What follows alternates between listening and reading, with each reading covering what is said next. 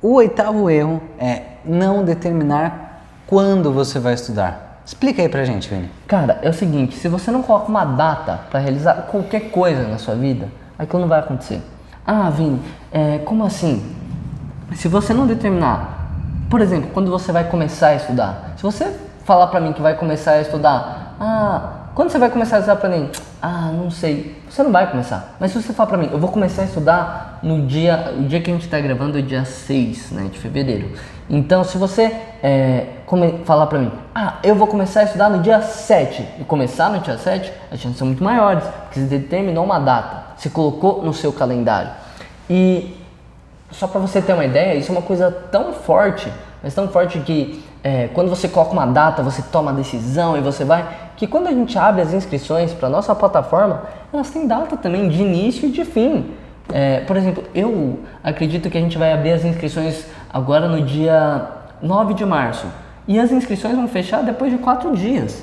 Por quê? Porque se a gente não colocar um prazo para a pessoa tomar a decisão, isso não acontece. Exatamente. Isso não acontece. E às vezes colocar data pode te deixar um pouco acuado, mas se você não colocar, aquilo nunca vai sair do papel.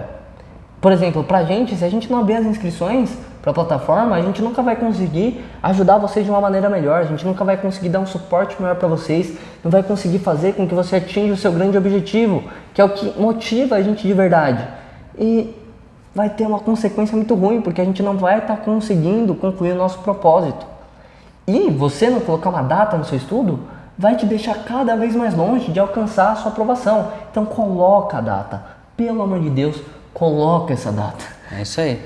Colocar data e horário, né? Exato. Data e horário, porque conforme o estudo, você pode colocar uma data, mas você tem que colocar o horário certo. E a gente já falou, né, aqui que o que importa de quanto ela estudar, é saber o quanto ela tem para estudar, mas agora, sabendo que você tem 3 horas para estudar, fala, eu vou estudar das 2 às 5, entendeu?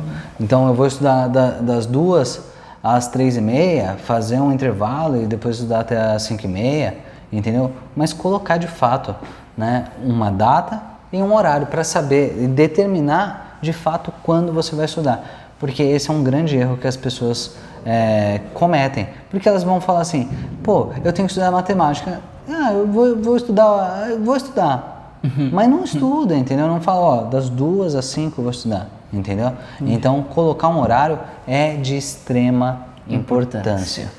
E o interessante, Rafa, é que esse podcast inteiro, ele caminhou pra gente deixar esse como último erro. O erro do quando, ele acaba aqui porque eu quero deixar uma pergunta.